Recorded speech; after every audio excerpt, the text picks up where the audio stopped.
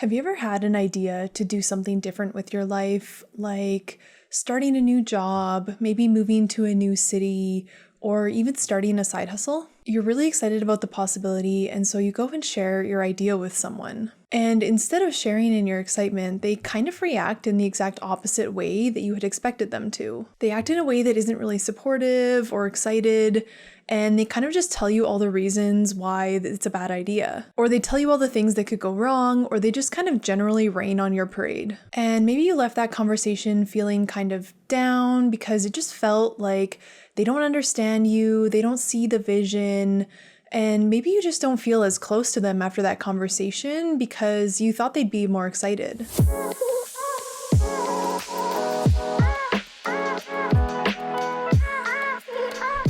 Hey everyone, I'm Alex. I'm a mindset coach for early stage entrepreneurs or aspiring side hustlers, and I'm here to help you start your dream biz and even leave your 9 to 5. So I myself have two distinct memories of points in my life when this exact thing has happened. The first time this happened was when I was in high school. It was towards the end of grade 12, and it was that time of year when you start thinking about what you're going to apply for in university or college, and you're figuring out what you want to do with your life. And so this example may be more applicable to the younger people watching this video, and it can really illustrate the power that we give others when it comes to making decisions in our own lives. So at the time, I had been toying around with the idea of going into graphic design after high school. And I can't remember exactly who I was talking to. I think it was maybe an art teacher or like a substitute art teacher or someone like that. I'm not exactly sure how this conversation came about, but I remember their exact reaction. So I had told them that I was thinking of going into graphic design,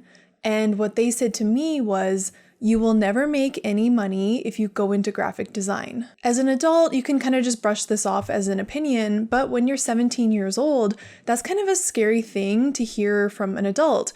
And especially at that time in my life, I had always really looked up to the adults and teachers in my life, and I sort of saw them as guiding me along the right path.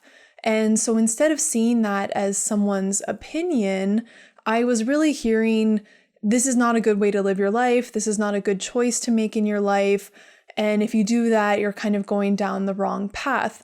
And so that simple statement that you will never make any money if you do that really guided the direction that I took in my life. And so the first lesson here for me is to stop giving others so much weight in the decisions that you make for your own life. And now when I look back on this, what that person was really saying was probably something like, I had a dream too. I had a dream to pursue art and my passions, and I never really made any money in that field, or I didn't make the money that I wanted to make, and maybe they even tried graphic design and it didn't work out for them. And so what they're saying is, so I can't see how you could ever do it because I didn't do it, and I don't want you to make the same mistakes that I did. And so I'm going to tell you that, and I'm going to tell you why this is such a bad idea. And the second lesson that I really take away from that is that when people react, it's often from a place of their own unlived potential or their own unlived dreams. This person maybe had a dream that just didn't work out for them, and so that's how they react. And the second time that this happened in my life was about 10 years later.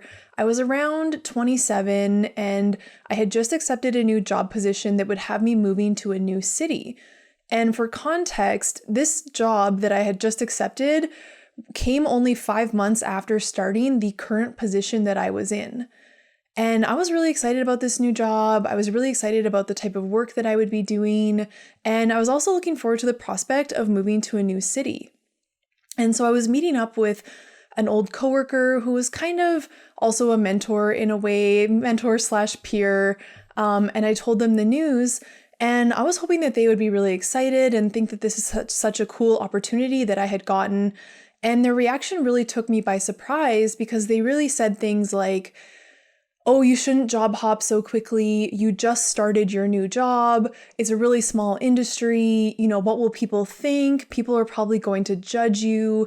And this sort of job hopping could impact your career." And at the time, it kind of sucked. I was bummed, and I didn't really expect them to react in that way. I was hoping for a more supportive reaction and that they would understand my choices. But their reaction at this point in my life wasn't going to change the fact that this was happening, and it wasn't really going to derail me in any way. And I can see that their concerns weren't really the reality of the situation. They're partially true. Yes, some people may judge me or feel that it's a bad career move, and others probably don't care. And even more people maybe are supportive and understanding and even maybe a little envious of the fact that I'm making such a cool move in my life. And when I look back on this, I can see that maybe this person was also interested in doing what I was doing for themselves, but they let all those fears that they had hold them back from making that change. And I can see how all of these fears were probably just the reasons that they didn't want to job hop. And I know at that time, the person that I was talking to had started a position somewhat recently as well. Maybe they weren't happy in their position and they wished they could job hop, but they were talking themselves out of finding a new position because they were worried about what it would look like and how people would perceive them in a small industry. Or maybe they didn't have those thoughts at all about leaving their job and they simply subscribed to the societal idea that we have to stay in jobs for a significant period of time so that it'll look good on our resume and make us look more hireable and less flaky to potential employers. How many times have you heard that you shouldn't hop around because it's going to look like you're not as hireable as people that really stick it out and stay with jobs? And so the third lesson here for me is that people react from a place of their fears, and they often will share with you the reasons why they don't do things in their own life and use that to convince you of why you shouldn't go for what you're going for. And I really see this as all too common when we share with people what we're thinking of doing. How many times have you shared something and people have reacted in kind of a negative way? We trigger their own fears, their own doubts, and their own biases. And I'm sure they just want the best for us, but they may not know how to actually be supportive in these situations. These sorts of reactions were likely modeled to them by their own parents, and so that's how they know how to react in these situations. Instead of being excited and supportive, they are like, this is the worst case scenario that could happen. And I definitely know how it feels in these situations. You sort of just want to shake them and say, can't you just be excited for me for 1 second before you launch into all the things that could go wrong? So instead of sharing your ideas with people when they're fresh and exciting, I'd really encourage you to pursue your dreams before you tell people about them. So in the case of that job that I was taking, I had already accepted the job. I was already moving. It was happening. So regardless of how people reacted, it wasn't going to change what I was doing. I was already committed. And the reason this is important is because when you're doing something new, you're already putting in so much work to believe in yourself and overcome your own doubts that you don't need to add the fears and doubts of the people in your life onto the list of things that you're trying to overcome on your own. You have enough of your own already. And so you can ask yourself, why do I want to share this with someone in the first place? Is it to gain approval or their support or to help me feel better about the decision I'm about to make? And how can you help yourself to feel super solid in your idea without external validation? Can you focus on why you were excited in the first place, why you had this idea, and the positive outcomes that'll be a result of this idea, or how you as a person are going to grow and improve as a result of pursuing this?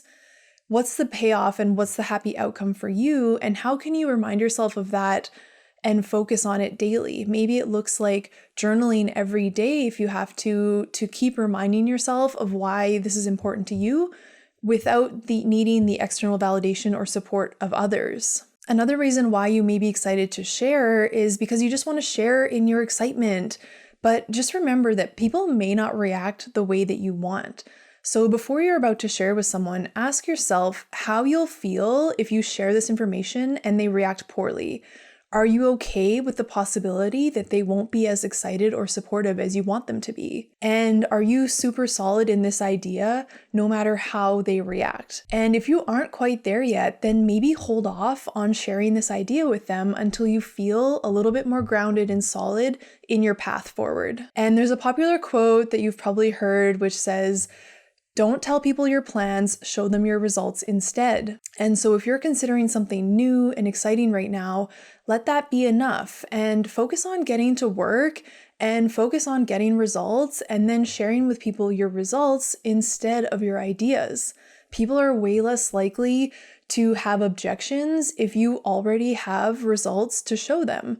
They're way less likely to be able to crap on your idea if you're already moving forward with it. So let's recap the lessons from my own personal experience with this. Lesson 1 is to not give people in your life so much weight in the decisions that you make. Lesson 2 was that people can often react to your ideas from a place of their own unlived potential or maybe failed dreams. And number 3 is that people also react from a place of their own fears and doubts and limiting beliefs and the way that they talk themselves out of living their fullest lives. So remember, instead of telling people your ideas, show them your results instead. So I hope you enjoyed this video and I hope it gave you a little encouragement to pursue your dreams without having to get the support or validation of the people in your life.